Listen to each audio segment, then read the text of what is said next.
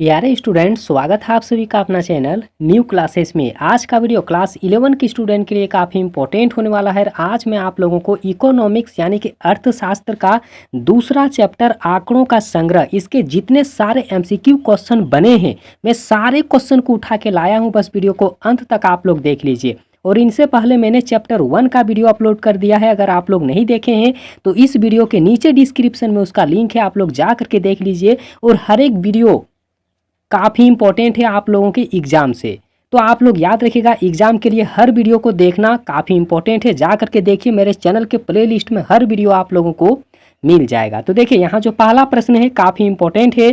तो यहाँ पर पहला प्रश्न है कि द्वितीयक समंक होते हैं। द्वितीयक समंक क्या होते हैं भाई? तो याद रखना है द्वितीयक समंक जो होता है ना, वो प्रकाशित आंकड़ा और अनुसंधानकर्ता द्वारा जो आंकड़ा जमा किया जाता है, जो एकत्रित किया जाता है, ठीक है, उसी को कहा जाता है द्वितीयक समंक। आप लोग आंसर अच्छे से याद करके रख लें, क्योंकि यहाँ से फाइनल एग्जाम में काफ़ी सारा क्वेश्चन जो है आप लोगों को देखने को मिलेगा, ठीक है। और बार बार काफ़ी सारे स्टूडेंट कमेंट करके बोल रहे थे कि सर चैप्टर वाइज क्वेश्चन हम लोगों को करा दीजिए।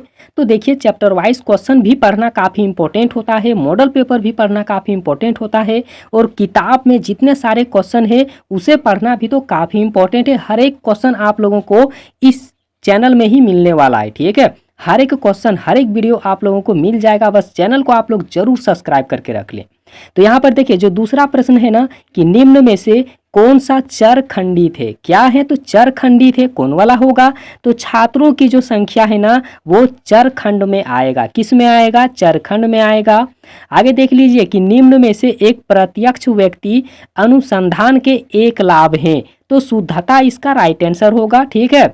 यहाँ पर देखिए अगला जो प्रश्न है कि भारत में प्रत्येक वर्ष में जनगणना की जाती है, तो कब होता है? तो याद रखना है भारत में अगर जनगणना होता है ना तो 10 साल के बाद में होगा। कब कब होगा? जैसे कि देखिए, जैसे कि एक बार यहाँ पर जनगणना अभी समझ लीजिए कि अगर अभी 2023 है और 2023 में अगर जनगणना अभी हो जाता है, ठीक है, तो फिर 10 साल के बाद में जनगणना होगा। इस तरह से होता है, याद रखना है। भारत में जनगणना जो है ना 10 साल के अंतराल में होगा। आगे देख लीजिए अगला जो है ना कि वह व्यक्ति जो आंकड़ा संग्रह करता है उसे हम लोग क्या कहेंगे? तो उसे हम लोग गणनाकार कहेंगे। क्या कहेंगे? गणनाकार कहेंगे। आप लोग आंसर क्वेश्चन अच्छे से देख लीजिए। आगे जो है ना कि किसी भी अनुसंधान के लिए मूल रूप से संकलित समंकों को क्या कहते हैं? उसे प्राथमिक कहते हैं। क्या कहा जाता है? उसे प्राथमिक कहा जाता है। अगला देख लीजिए कि प्राथमिकता इकाई होते हैं। प्राथमिकता इकाई यहाँ पर मतलब देना चाहिए था, थोड़ा मिस प्रिंट हुआ है, ठीक है। तो प्राथमिकता इकाई क्या होते हैं? तो याद रखना है आप लोग अनुसंधानकर्ता द्वारा एकत्रित जो आंकड़ा जमा किया जाता है, ठीक है, उसी को कहा जाता है प्राथमिक इकाई, ठीक है। आगे देखिए अगला जो है ना कि यदि समय में से कुछ चुनी हुई इकाइयों का अध्ययन किया जाता है तो उसे हम लोग क्या कहेंगे? तो उसे हम लोग प्रतिदर्श अनुसंधान कहेंगे, ठीक है। अगला देख लीजिए कि संगणना विधि क्या होती है?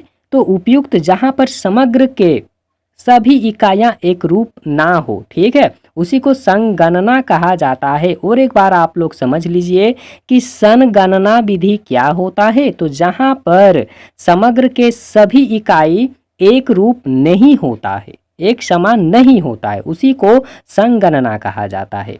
आगे देखिए अगला जो है ना यहाँ पर कि ये समग्र का सभी इकाइयों के प्रतिदर्श में चुने जाने के समान अवसर होते हैं, तो देव निदर्शन इसका राइट आंसर होगा, ठीक है। आगे देखिए अगला जो है ना, और यहाँ देखिए जितने सारे क्वेश्चन अभी मैं आप लोगों को बता रहा हूँ ना, यह चैप्टर 2 का जो किताब है ना, किताब के अंदर वाला प्रश्न है। याद रखिएगा सब अंदर का प्रश्न है, तो आप लोग अच्छे से देख करके अच्छे से याद करके रख लें। कहीं से भी तो प्रश्न पूछ सकता है ना, तो आप लोग अगर जब तक याद नहीं करेंगे, जब तक उसमें जो है ना अच्छे से आप लोग रिवाइज नहीं करेंगे, तब तक कैसे एग्जाम में लिख पाएंगे, ठीक है। तो अच्छे से आप लोग देख लीजिए, अच्छे से याद करके जरूर रख लें। अगला जो है ना कि द्वितीयक आंकड़े प्राप्त करने के लिए किस विधि का प्रयोग किया जाता है? तो प्रकाशित स्रोत का उपयोग होता है। किसका? प्रकाशित स्रोत का उपयोग होता है। मतलब बोल सकते हैं आप लोग प्रकाशित विधि, यहाँ पर आप लोग बोल सकते हैं, ठीक है। अगला देख लीजिए कि समग्र की प्रत्येक इकाई का अध्ययन किया जाता है तो संगणना प्रणाली में किया जाता है। अगला देखिए, अगला जो प्रश्न है यहाँ पर मतलब 13 नंबर का जो प्रश्न है कि आंकड़ों के स्रोत होते हैं, तो आंकड़ों के स्रोत कैसे होते हैं, तो प्राथमिक भी होगा और द्वितीयक भी होगा। प्राथमिक समांक क्या होते हैं, तो मौलिक होते हैं। अगला प्रश्न यहाँ पर आप लोग देख सकते हैं जो 15 नंबर का है कि वह व्यक्ति जो अनुसंधान की योजना बनाता है तथा सांख्यिकी अनुसंधान करता है, तो उसे हम लोग क्या कहेंगे, उसे हम लोग कहेंगे अनुसंधानकर्ता। क्या कहेंगे, अनुसंधानकर्ता कहेंगे। आगे देख लीजिए कि प्रश्नावली का प्रयोग किया जाता है तो सर्वेक्षण में होता है। कहाँ पर होता है प्रश्नावली का प्रयोग, तो सर्वेक्षण में होता है। आगे देखिए, अगला जो प्रश्न है यहाँ पर 17 नंबर का कि एक श्रेष्ठ प्रश्नावली के गुण क्या क्या होते हैं, तो देखिए प्रश्नों की सीमित संख्या भी होगा, सरलता भी होगा और प्रश्नों का उचित क्रम भी होगा। मतलब इनमें से सब इसका बिल्कुल करेक्ट आंसर है। आगे आप लोग देख सकते हैं कि डाक द्वारा प्रश्नावली भेजकर सूचनाएं संग्रहित करना उपयुक्त होता है वहां पर जहां पर सूचक शिक्षित होते हैं। जहां पर क्या होते हैं, सूचक जो होते हैं वे शिक्षित होते हैं। ठीक है, आगे देखिए, अगला जो है ना कि प्राथमिक समांक अनुसंधानकर्ता प्राप्त होता है, तो वहां पर स्वयं इसका करेक्ट आंसर होगा, स्वयं, अपने आप। ठीक है, आगे देख लीजिए कि समाचार पत्र किस प्रकार के आंकड़ों का स्रोत है, तो वह द्वितीयक आंकड़ों का मतलब स्रोत है। ठीक है, प्रकाशित आंकड़े जो होते हैं उस वह आखिर क्या होते हैं, प्रकाशित आंकड़े जो होते हैं उसे हम लोग क्या कहेंगे, तो उसे हम लोग द्वितीयक कहेंगे। क्या कहेंगे, उसे हम लोग द्वितीयक कहेंगे। आगे देखिए कि आंकड़ों का सरकारी स्रोत क्या होता है, तो आर्थिक सर्वेक्षण भी होगा और जनगणना रिपोर्ट भी होगा। अगला प्रश्न देखिए कि जो समांक अनुसंधानकर्ता द्वारा स्वयं एकत्र किए जाते हैं उसे हम लोग प्राथमिक कहेंगे। उसे क्या कहेंगे, प्राथमिक कहेंगे। और इसके बाद में भी काफ़ी सारा चैप्टर का वीडियो अब आने वाला है। आप लोग चैनल को ज़रूर सब्सक्राइब करके रख लें, हर वीडियो आप लोगों को मिल जाएगा। चाहे आप लोग पुराना मॉडल पेपर का सॉल्यूशन देखना चाहते हैं या फिर न्यू मॉडल पेपर का सॉल्यूशन देखना चाहते हैं, हर चीज़ आप लोगों को इसी चैनल में मिलेगा।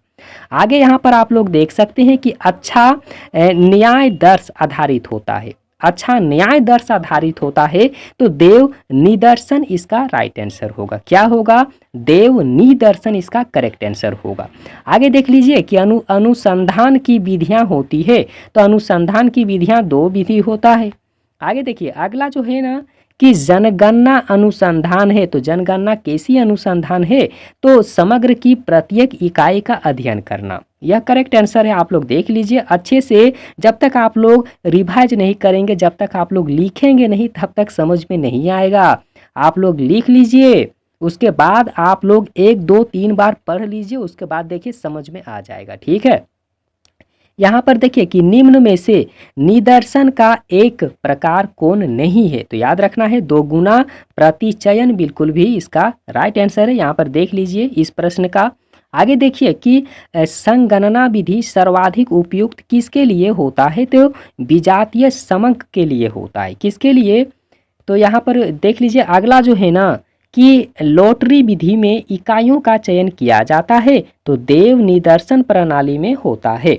अगला प्रश्न आप लोग देख सकते हैं कि एनएसएस की स्थापना हुई थी कब, तो देख लीजिए यहाँ पर 1969 इसका राइट आंसर होगा। और देखिए समझ में नहीं आ रहा है ना, तो 1969 करेक्ट आंसर है। ठीक है, आप लोग देख लीजिए।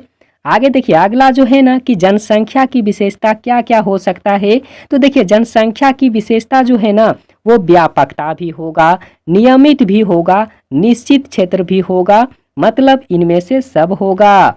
आगे देखिए अगला जो है ना कि सामाजिक आर्थिक सर्वेक्षण का आयोजनकर्ता कौन है, मतलब देखिए सामाजिक आर्थिक सर्वेक्षण का जो आयोजन करता है, तो आयोजनकर्ता आखिर होता कौन है, तो याद रखना है NSSO होता है। क्या होता है, N होता है, S होता है, S होता है और O होता है। आप लोग याद रखिएगा। ठीक है, अगला प्रश्न देखिए कि औद्योगिक समंकों का संग्रह होता है, तो NSSO द्वारा होता है, NSSO द्वारा होता है। आप लोग याद करके रखिएगा। तो ये था आप लोगों के लिए इम्पोर्टेंट क्वेश्चन, और इसके बाद में भी काफ़ी सारा वीडियो आप लोगों को मिलते रहेगा। आप लोग चैनल को ज़रूर सब्सक्राइब कीजिए, और बेल आइकन जो आप लोग दबाते हैं ना, उस पर ऑल पे ज़रूर दबाइएगा, ताकि मैं जब जब वीडियो अपलोड करूँ तो सबसे पहला नोटिफिकेशन आप लोगों के पास में पहुँचे, और फटाफट उन वीडियो को जल्दी जल्दी देख के याद करके रख लें। क्योंकि सिर्फ और सिर्फ आप लोगों के एग्ज़ाम टाइम अब ज़्यादा नहीं है, सिर्फ 3 दिन आप लोगों को अच्छे से पढ़ना है, चौथा दिन में तो परीक्षा है। ठीक है, आप लोग अच्छे से देखिए, अच्छे से याद करके रख लें। और वीडियो कैसा लगा आप लोगों को, वीडियो को ज़रूर लाइक करिए, अपने दोस्तों के पास में ज़रूर शेयर करें, और वीडियो देखने के लिए बहुत बहुत धन्यवाद।